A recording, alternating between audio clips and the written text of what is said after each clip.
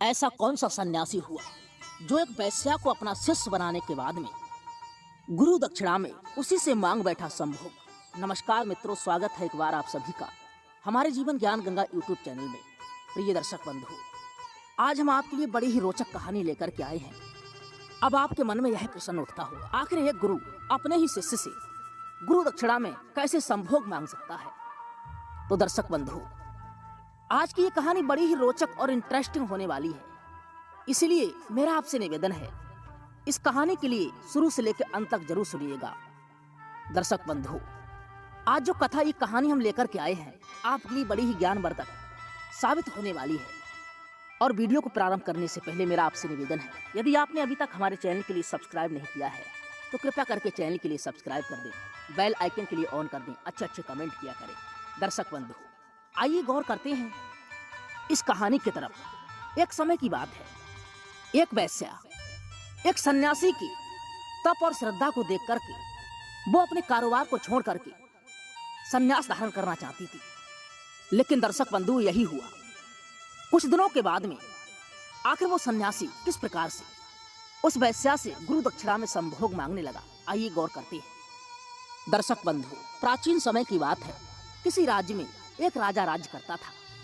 उसका विवाह एक बड़ी ही सुंदर राजकुमारी से हो गया था और राजा और रानी अपने जीवन के लिए बड़े हंसी खुशी के साथ में जी रहे थे।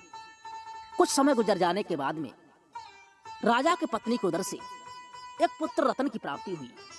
दर्शक बंधु, सब कुछ उनके पास में था, लेकिन पुत्र प्राप्ति के बाद भी राजा और रानी के मन के लिए शांति नहीं मिल रही थी। अब तो राजा के लिए लगने लगा था कि कोई ना कोई चीज ऐसी है जिसे मैं आज भी प्राप्त नहीं कर पाया हूँ। एक दिन की बात है, उसी नगर में घूमता हुआ भिक्षा मांगता हुआ एक सन्यासी भिक्षुक आ पहुंचा। वो सन्यासी महात्मा जो था बड़ा ही शांत स्वभाव का था। वो सन्यासी महात्मा जो था बड़ा ही खुशहाल नजर आता था। उसके चेहरे पर हमेशा लालामी छलकती रहती थी। अब तो राजा उस सन्यासी के पास में गया और कहने लगा जाकर के, हे भगवान, भला आप इतने शांत स्वभाव के कैसे हैं, इतने सुखमयी आप भला कैसे हैं। तब उस सन्यासी ने उस राजा के लिए त्याग और संयम और धैर्य के बारे में समझाया। तब राजा ने जवाब दिया, महाराज, मैं तो अपने जीवन में उलझ चुका हूँ, फंस चुका हूँ। मैं आपके इन बातों के लिए अपने जीवन में नहीं उतार सकता हूँ, लेकिन मेरा बेटा जो है अभी मात्र 20 वर्ष का ही है।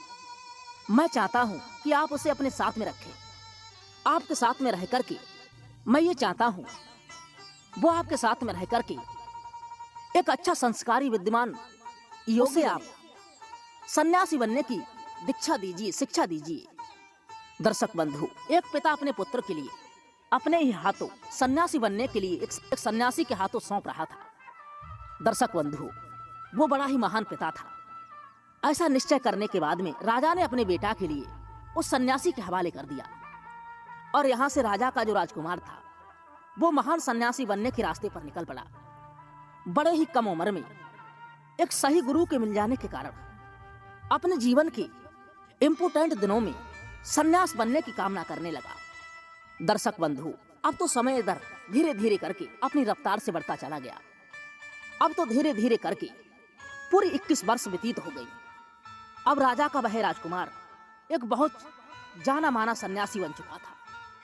अब तो उसके सन्यासी के पन की जो चर्चा थी वो दूर दूर के गांव में भी विकसित हो गए थे, क्योंकि कोई गरीब परिवार का यदि कोई भी बच्चा यदि सन्यासी बन जाए, सन्यासीपन धारण कर ले, तो ये कोई बड़ी बात नहीं होती है। ऐसे में लोग उसकी परिस्थितियों के लिए गिनते हैं, लेकिन यहाँ पर कुछ और ही था। एक राजा का राजकुमार सन्यासी बन चुका था। दर्शक बंधु, इधर समय गुजरता चला गया धीरे धीरे करके। अंत में राजा और रानी की मृत्यु भी हो जाती है। वह राजकुमार जो सन्यासी बन चुका था, राजा और रानी की संपत्ति का इकलौता ही वारिस था। उसने पूरी संपत्ति के लिए सन्यासी की नगरी बनाने में खर्च कर दिया। अब तो उसके पास में धन भी नहीं बचा था, लेकिन उसकी यह विद्यमानी की कीर्ति चारों दिशाओं में फैल चुकी थी।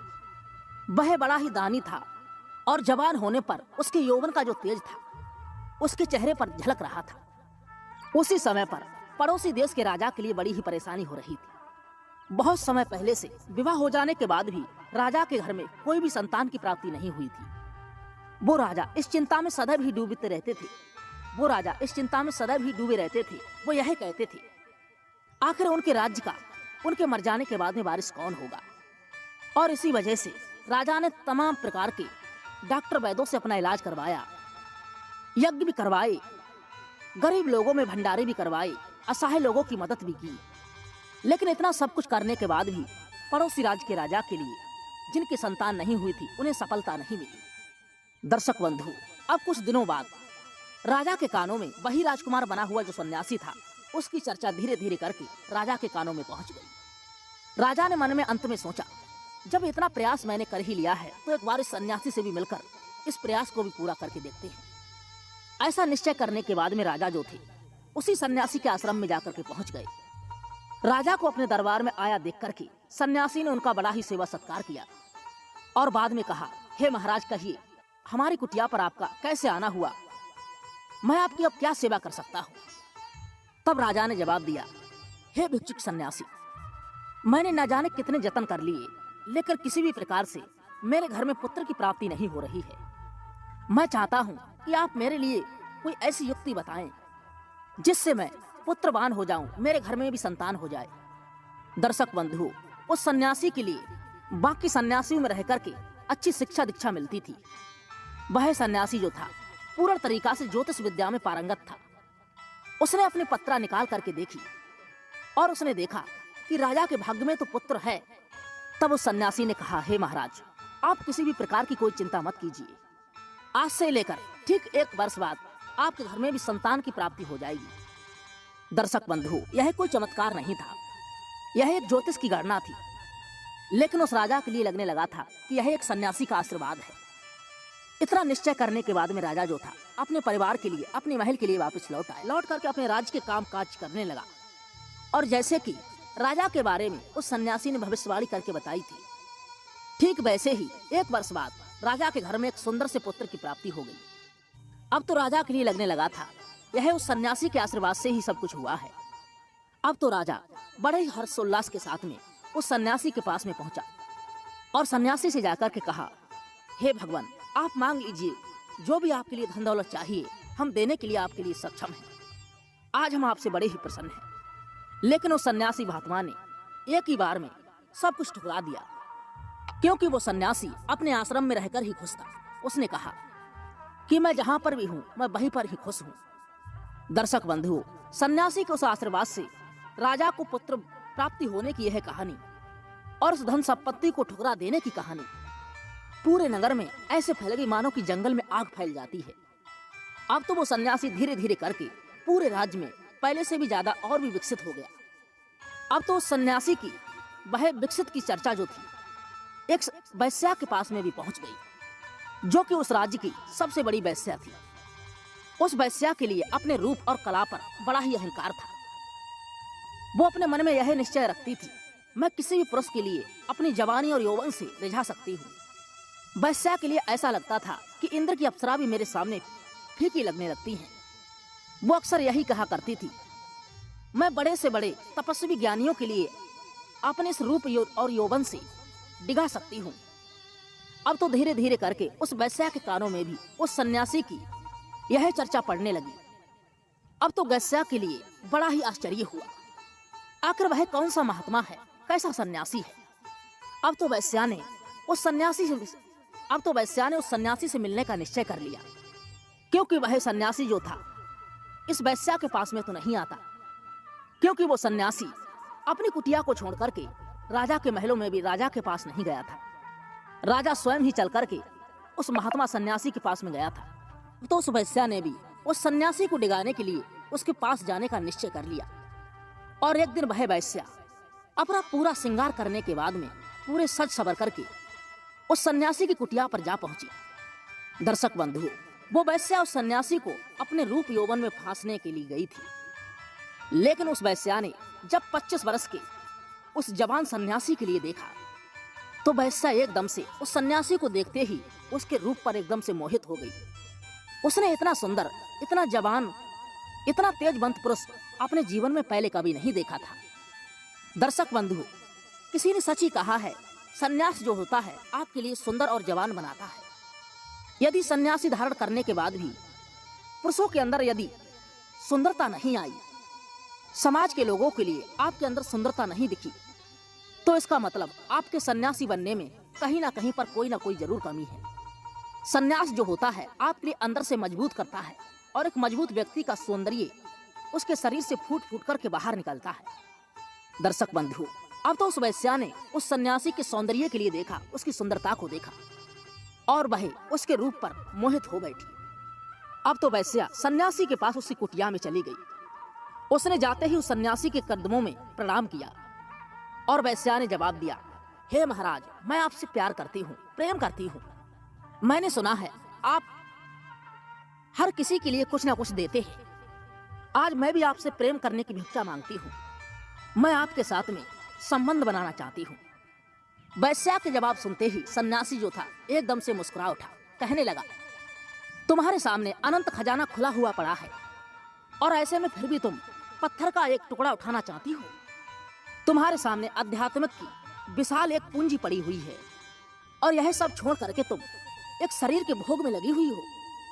तुम्हें नहीं पता है तुम्हारा जो शरीर है वो क्षण मात्र के लिए ही है। इस हजारों वर्ष पुराने ब्रह्मांड में तुम्हारे शरीर की जो आयु है 50 या 60 वर्ष है।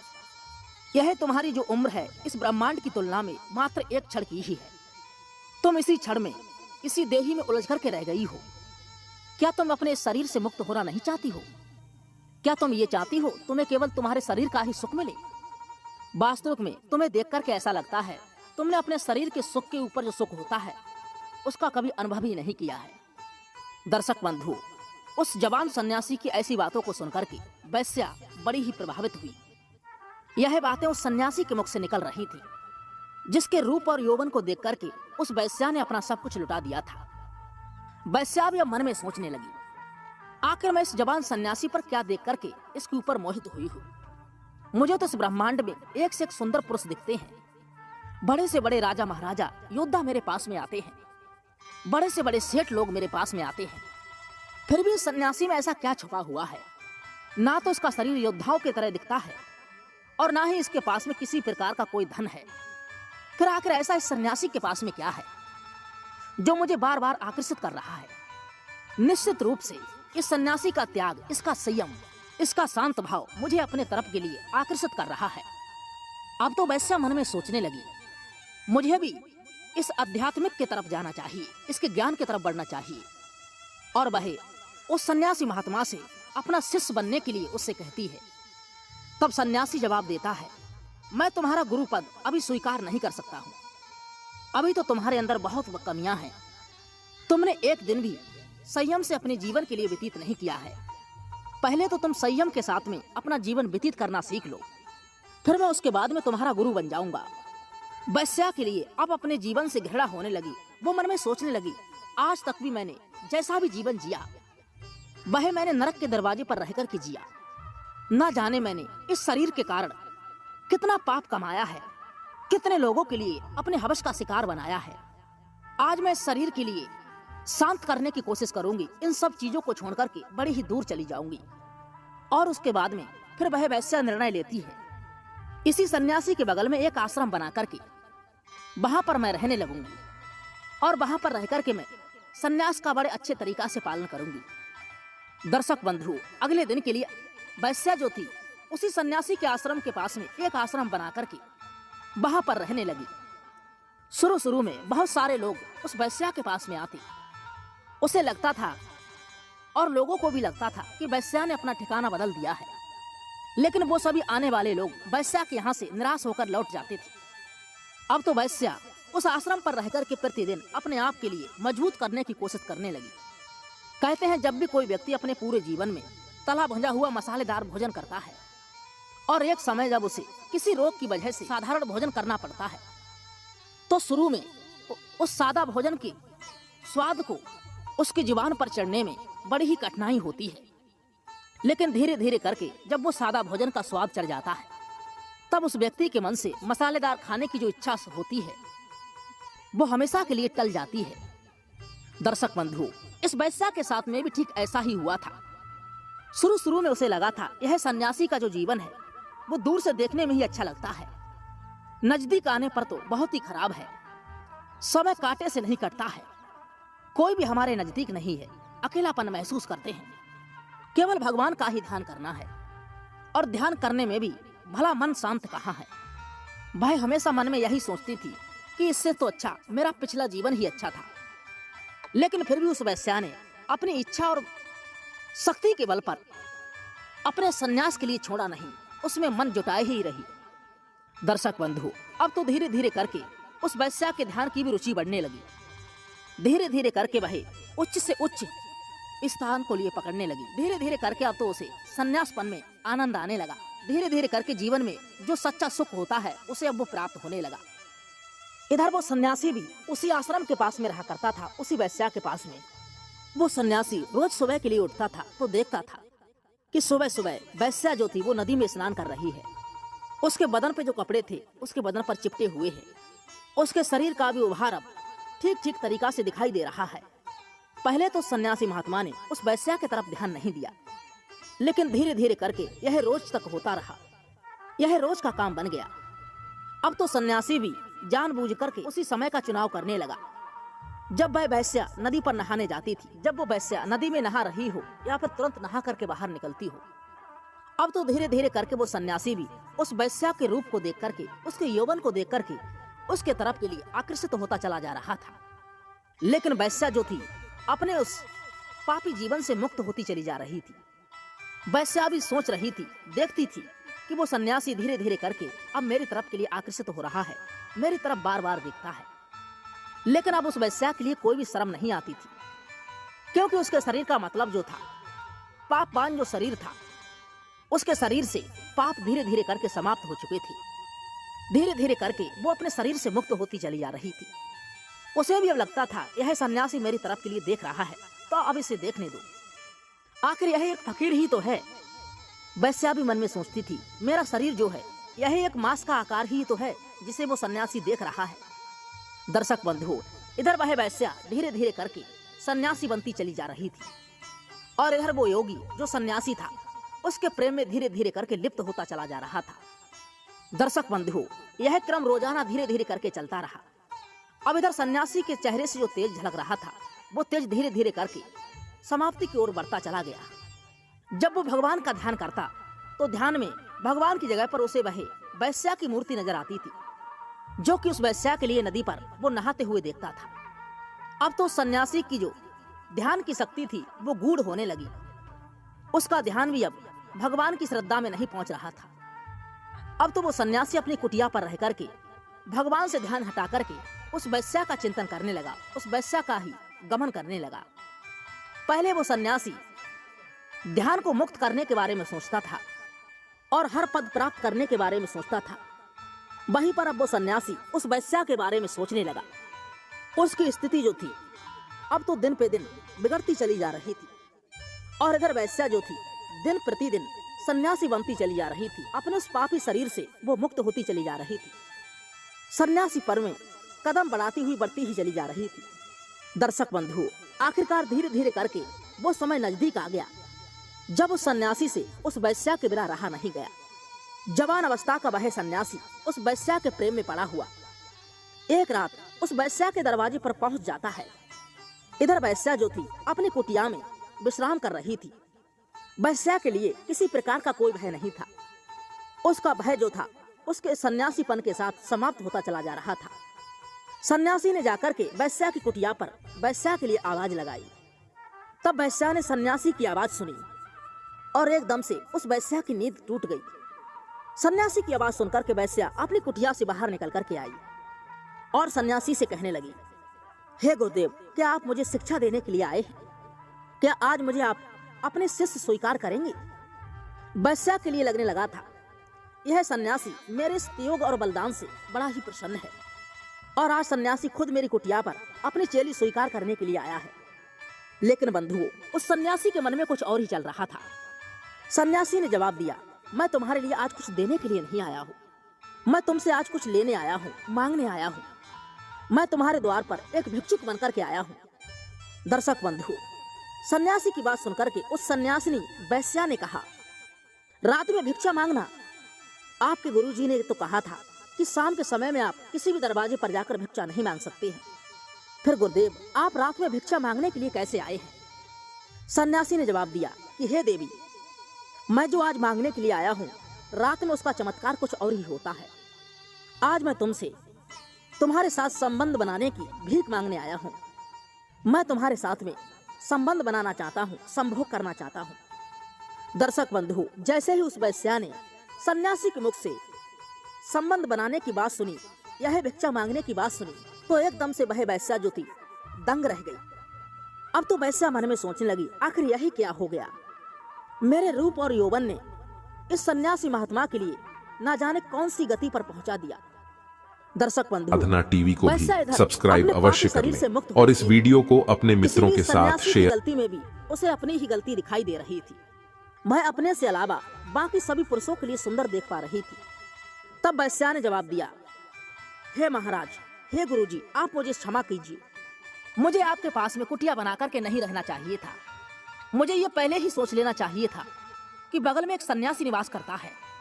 मेरे यहाँ रहने से उसके ऊपर कौन सा प्रभाव पड़ेगा, उसके ऊपर क्या गुजरेगी। इस पर सन्यासी ने जवाब दिया, नहीं देवी, तुम गलत सोच रही हो। मैं तुम्हारे पास में संभोग करने की भिक्षा मांगने आया हूँ। मैं तुमसे अत्यंत प्रेम करता हूँ और हमें ऐसा लगता है अब हम दोनों के लिए विवाह कर लेना चाहिए। यह हमारा नियम बनता है, यह हमारा कर्तव्य बनता है कि हम संतान के लिए उत्पन्न करें।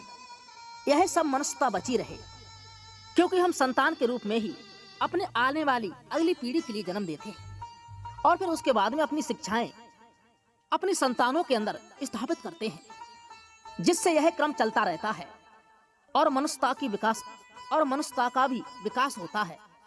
तब वैश्या ने जवाब दिया उस सन्यासी की बात सुनकर के, लेकिन गुरुजी, वो तो गृहस्थ के लिए होता है। हम सन्यासी के लिए संभोग करना और संतान का उत्पन्न करना बिल्कुल ही मना है। हम ऐसा नहीं भी कर सकते हैं। इस पर जवान सन्यासी ने जवाब दिया, गौतम ऋषि ने भी तो किया था। उनका भी विवाह हुआ था, उनका भी एक पुत्र हुआ था। लेकिन सन्यासी बने हुए उस वैश्या ने कहा, लेकिन यह उनके गृहस्थ जीवन में था। सन्यास लेने के बाद भी उन्होंने अपने पत्नी के साथ में कभी भी शारीरिक संबंध नहीं रखा था, जबकि उनकी पत्नी बहुत ही बड़ी पतिव्रता थी। दर्शक बंधु, वैश्या की बात सुनने के बाद में जवान सन्यासी के पास में कोई भी उत्तर नहीं था। आज वो सन्यासी तर्क करने के लिए या फिर किसी भी प्रकार की शास्त्रार्थ करने के लिए नहीं आया था। आज वो केवल उस वैश्या से प्रेम की भिक्षा मांगने आया था। लेकिन दर्शक बंधु, वैश्या जो थी अपने पापी शरीर से मुक्त हो चुकी थी। उसे इस शरीर से मुक्त होने की आदत हो चुकी थी। सन्यासीपन में पूर्ण तरीका से पहुंचने की आदत हो चुकी थी। वैश्या ने जवाब दिया, हे महाराज, मुझसे आज बहुत बड़ी भूल हो चुकी है। मुझे आपके पास में कुटिया बना करके नहीं रहना चाहिए था। मैंने आपका बहुत बड़ा नुकसान कर दिया है। अब मैं यहाँ से हमेशा हमेशा के लिए दूर चली जाऊंगी और मैं आपसे भी विनम्र निवेदन करती हूँ कि आप इस जगह को त्याग करके इतनी दूर चले जाएं, जहाँ पर जाकर के इन सभी बातों की आपके लिए बिल्कुल याद भी नहीं आए। आप कृपया करके अपने उसी ध्यान में वापस लौट जाइए। लेकिन मुझे आप अपनी वजह से मेरे बीते हुए कल में लौटने के लिए मजबूर मत कीजिए। यह कहने के बाद में वैश्या जो थी उस सन्यासी को उसी आश्रम पर छोड़ करके उसी रात वहां से दूसरी जगह के लिए चली जाती है। अब तो सन्यासी भी मन में सोचने लगा, वाह, ये वैश्या कितनी बड़ी बुद्धिमान है, महान है, जिसने थोड़े समय में ही अपने शरीर के इस मोह के लिए त्याग दिया। और मैं बचपन से लेकर के अब तक सन्यास की दीक्षा ग्रहण कर रहा, लेकिन मेरे अंदर का जो संयम था वो टूट चुका है। अब तो सन्यासी ने भी अपने मन में निश्चय कर लिया, दृढ़ निश्चय बना लिया, इस जगह को त्यागने के बाद में मैं कहीं दूर जाकर के अपनी योग साधना करूंगा। तो दर्शक बंधु, ये कहानी आपके लिए कैसी लगी हमें कमेंट के माध्यम से जरूर समझाएं। हमने इस कहानी के माध्यम से आपके लिए समझाया आखिर एक सन्यासी ने एक वैश्या को चेली बनाने के बाद में कैसे गुरु दक्षिणा में उससे ही संभोग मांगा। तो दर्शक बंधु, मुझे उम्मीद है ये कहानी सुनने के बाद में आप पूर्ण तरीका से संतुष्ट हुए होंगे। यदि ये वीडियो आपको पसंद आई हो तो कृपया करके वीडियो के लिए लाइक कर देना, चैनल को भी सब्सक्राइब करने की कृपा कर देना। आज की वीडियो बस यहीं पर समाप्त होती है। हम मिलते हैं ऐसी रोचक कहानी के साथ में किसी नेक्स्ट वीडियो में। तब तक के लिए हमारी तरफ से सभी दर्शक बंधुओं के लिए